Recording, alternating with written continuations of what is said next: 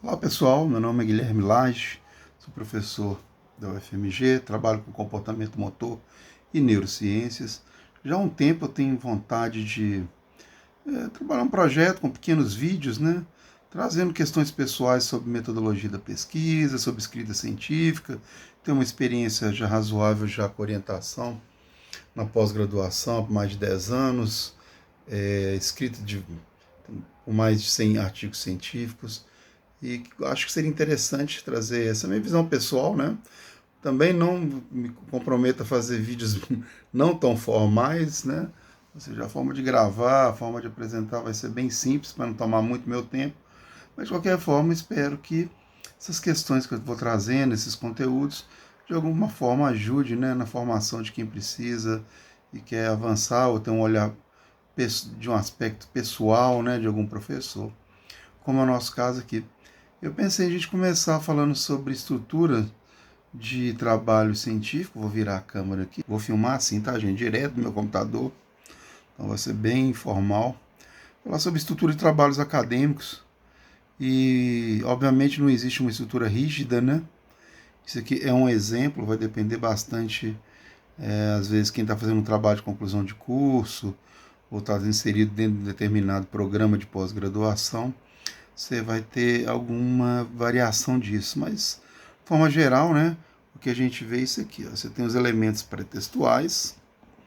Esses elementos pré-textuais, eles juntos são formados pela capa, folha de rosto, o sumário. Às vezes também nós temos agradecimentos, as epígrafes, né?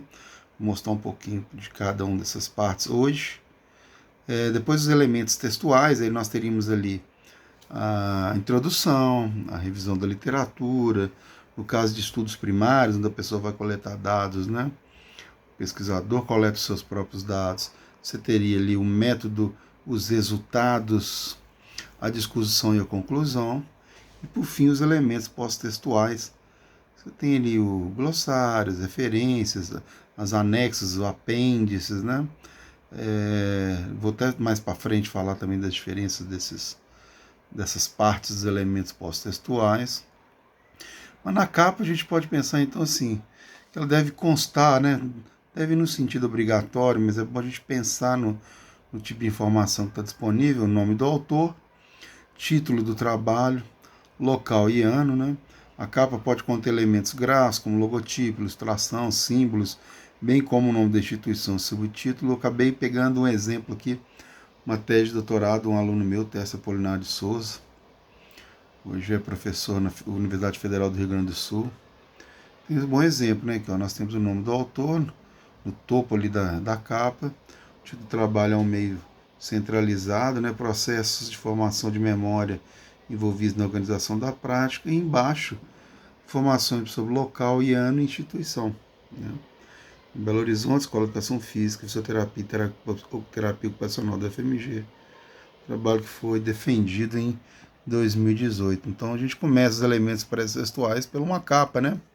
Pensando em alguns elementos assim sobre o título, né? Que falar sobre o título?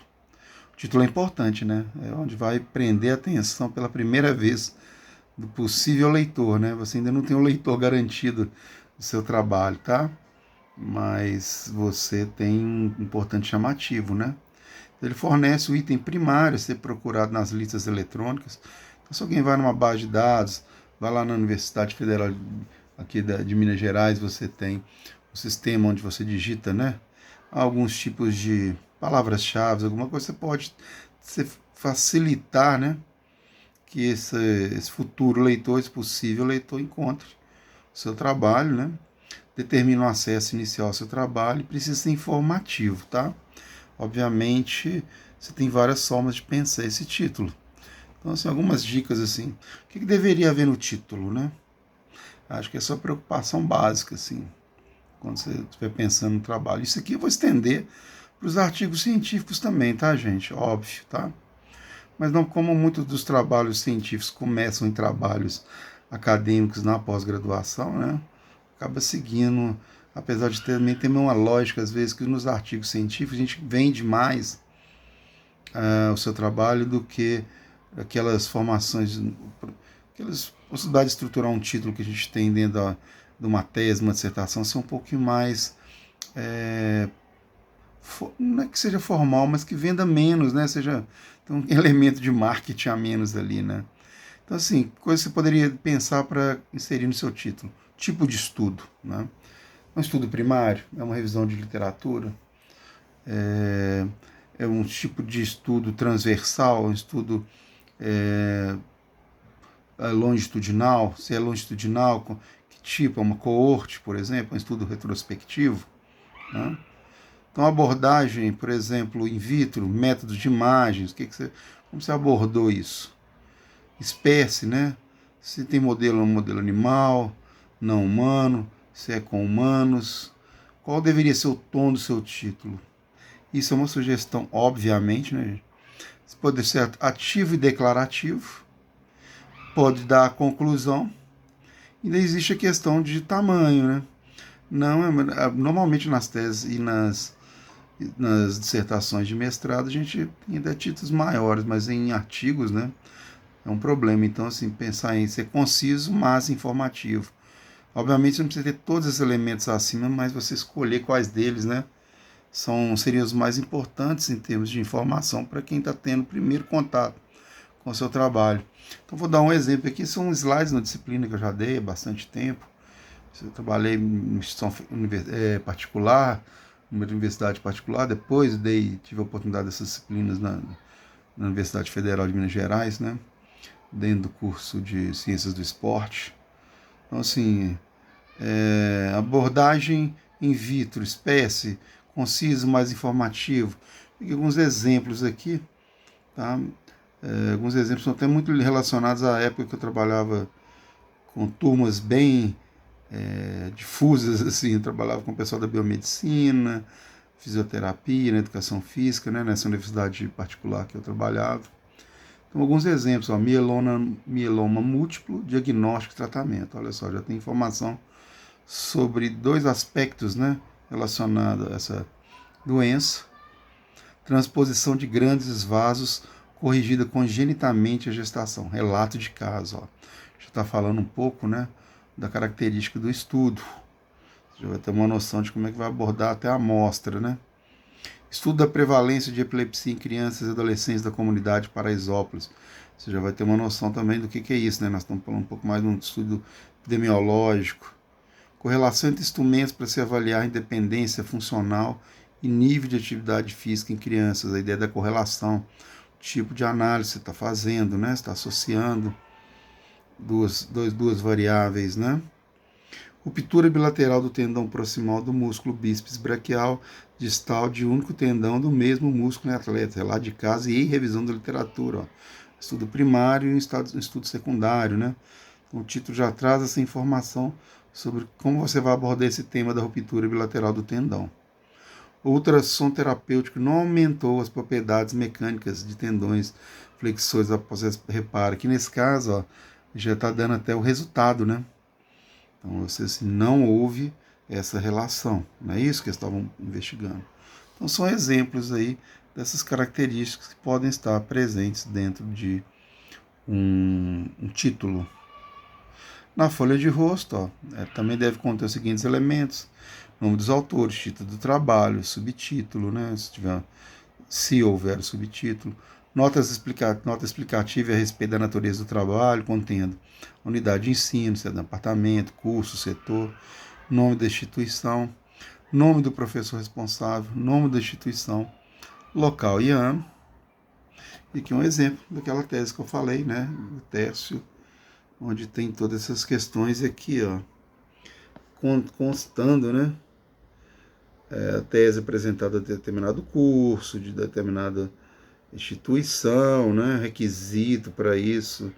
Então, assim, recomendo você dar uma olhada dentro do seu programa, né, como é que são essas características, quais são essas informações que devem estar aí no caso da sua folha de rosto, ok? Alguns exemplos de notas explicativas, ó. Trabalho apresentado como requisito parcial obtenção de crédito na disciplina tal. Quando é caso de mestrado, dissertação apresentada como requisito parcial de obtenção do grau de mestre. tese, no caso do doutorado, tese apresentada ao curso de pós-graduação em tal, setor de ciências humanas, tal. Lembrando, tá, gente, que as teses aqui no Brasil estão associadas a doutorado e dissertação a mestrado. Nos Estados Unidos é o contrário, tá ok?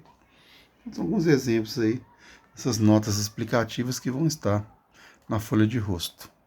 Ficha catalográfica, né? Normalmente a biblioteca pode te ajudar.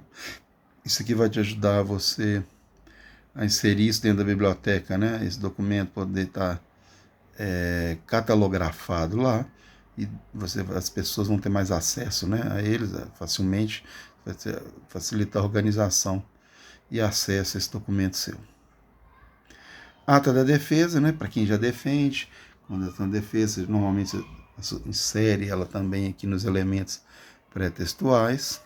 Se você quiser uma frase ou pensamento é opcional, eu acho super bacana, né? Alguma coisa que represente seu processo, né? Suas dificuldades ou desafios, ou aquilo que você buscou ao longo do tempo. Alguns exemplos aqui, né?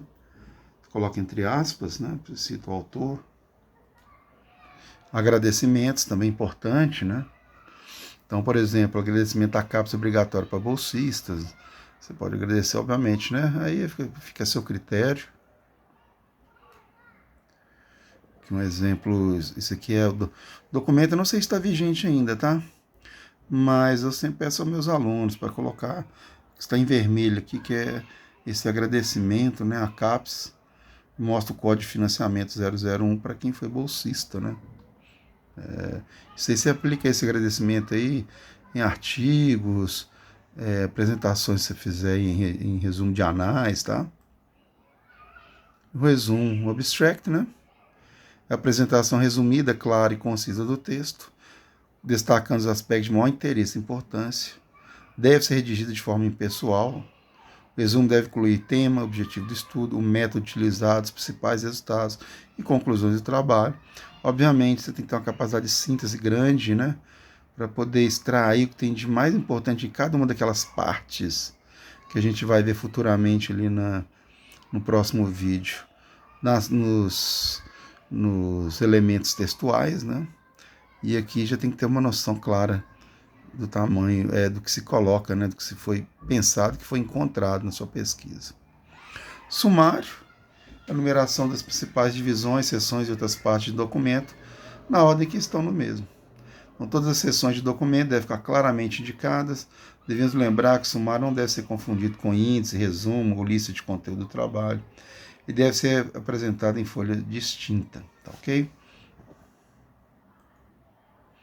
Um exemplo de sumário aqui, né? Hoje o Word já dá uma possibilidade de facilitar bastante para a gente se entrar com isso automático, né? Ainda é um elemento pré-textual. E o último, né? Que depois a gente vem com os elementos textuais que a gente fala no próximo vídeo. Vamos ver. Estou começando a trabalhar com esse tipo de conteúdo. Eu acho que aos poucos eu vou melhorando meus vídeos aí, né? Vão ficando mais natural, mas a gente tem que começar de algum ponto, né? Espero que você tenha gostado aí. Acho interessante, se puder ajudar, deixa o like aí para poder gerar engajamento, né? Que mais pessoas possam ter acesso a esse conteúdo. E vou trazendo também futuramente, como eu falei, análises de escrita científica, de parecer científico, de como fazer uma carta, né? Retornando uma análise de pareceristas, por exemplo. Acho que vai contribuir. Funciona bastante com meus alunos num processo de orientação. Acho que no YouTube, como vídeo também, pode ser que, né, interesse as pessoas. Ok? Um abração para vocês. Espero que tenha sido um conteúdo que tenha sentido prático, né? Tenha te ajudado. Um abraço.